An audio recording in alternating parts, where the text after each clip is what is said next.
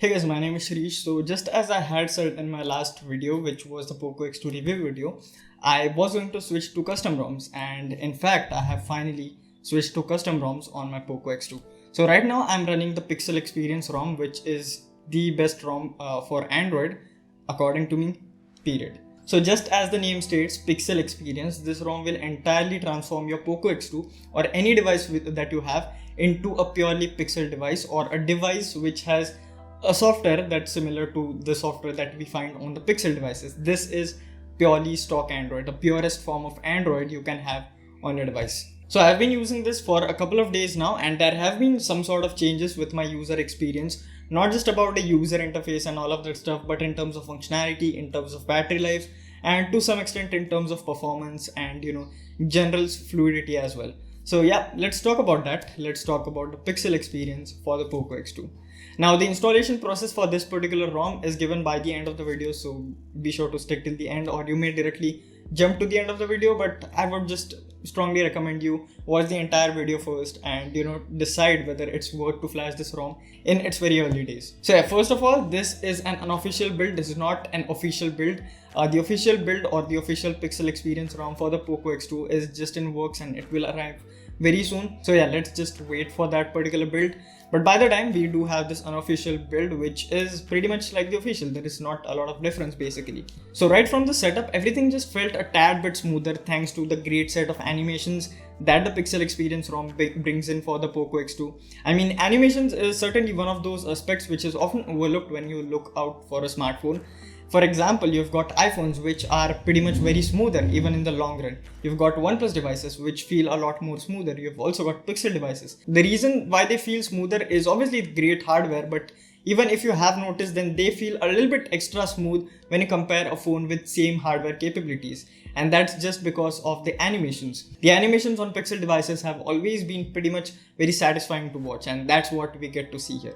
So yeah, the phone actually feels a little bit smoother just because of this minor improvement when it comes to animations. The Android 10 gestures especially, they feel pretty much very fluid, and it's every time I use these gestures, it's pretty much very satisfying to watch them, especially at this 120Hz display. Over here, the notification LED has been enabled by default, which honestly speaking, I didn't even know existed to date. And then you also get to toggle your 120Hz and 60Hz option. And yeah, that's a very good part, that even in these initial builds, you do get to see 120Hz working on this 120Hz display. The Android 10 gestures work pretty well. The live caption works, the dark mode works, and you also do get this handy feature of tuning in the notch style or the camera cutout.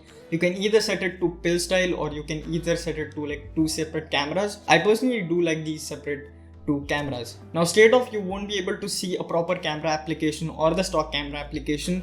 You do get this Snapdragon camera application, which is pretty much generic, and this, honestly speaking, it's a total waste of time to even open this particular application. So we'll have to rely on Google camera mods or Gcams. So I'll make sure to drop a couple of Gcam mods that I've been using for this particular phone.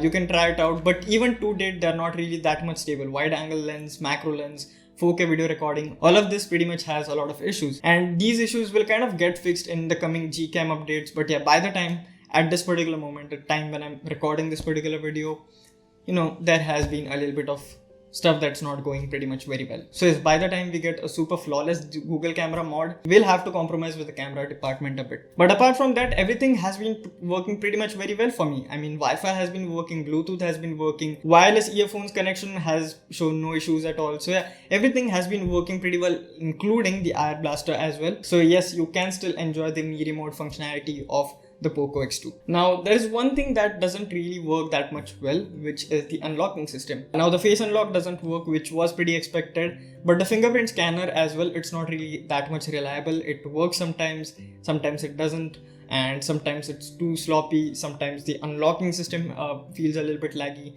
So yeah, overall there is some sort of mess around when it comes to unlocking system. Now, I'm not really complaining about this stuff. I know that this is a very initial build, and that is the reason I'm not really having much of a problem regarding this particular thing. I'm just letting you guys know about the things that you will have to go through if you flash this ROM at this particular moment. But despite of this, the sole experience of using the phone with this particular ROM has been pretty much different than the experience of using the POCO X2 with MIUI. And for the most part, the device does feel much better now.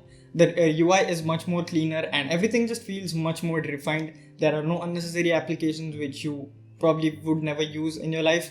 And yeah, overall, I do like the phone on the Pixel experience. Now, yeah, you do miss out on some sort of important functionality as well, like dual apps. There may be some features which you may like personally in MIUI and you may be using them on your regular basis. But honestly speaking, it's more about priorities. If your priority is cleaner and better form of Android or better user experience, then you should go ahead and flash this particular ROM. But if you are kind of a little bit obsessed with these extra functions that MIUI has to offer, then I would recommend you stick with MIUI. Now about some serious stuff. Now firstly, is the battery issue sorted out in this particular ROM? Then well, yes, it is. There is no sort of standby drain. I mean, there is some sort of negligible drain, like 3 to 4% of standby drain if you leave your phone for 7 to 8 hours idle.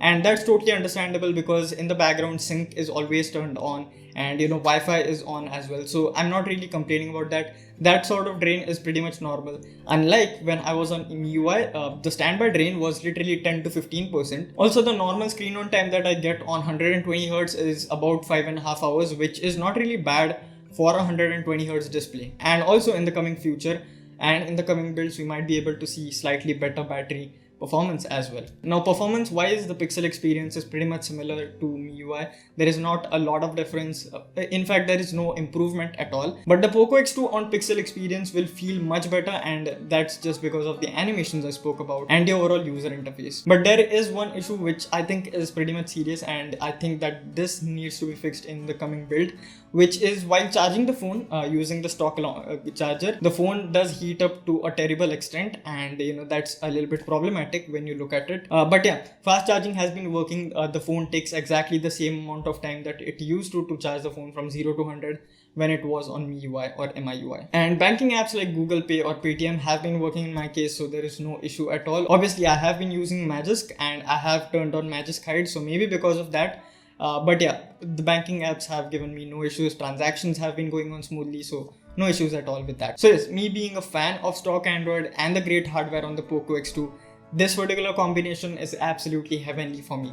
And if you're someone like me, then be sure to try it out. I'll make sure to drop the links to all the forums and stuff in the description box below. Now to install this particular ROM, you'll firstly need an unlocked bootloader and TWRP recovery installed on your device. And if you don't know how to do that, I'll make sure to drop an easy guide to this in the description box below. Go through that. It's pretty much self-explanatory. Once you have it, download the two files which will be given in the forum or the Pixel Experience forum in the description box below. One will be the Redmi K30 zip file and one will be the Pixel Experience ROM file. You don't need to download GApps because GApps are already included in here. After downloading these two files, just go to your TWRP recovery by pressing volume up and power button. Once in the recovery mode, just go to wipe and then advanced wipe and then select Dalvik, data and cache.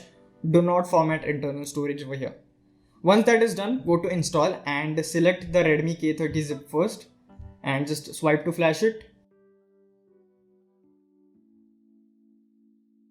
Once done, select the Pixel Experience file and swipe to flash it as well. Just as I said, GApps are already included, so you don't really need to flash any sort of other file apart from this. And after this is done, then again go to wipe, and this is pretty much very important, and select format data and type in yes. And once that is done, just reboot your phone and there you have it, the Pixel logo. So yeah guys, that's it for this particular video. I hope this video helped you in some way or the other.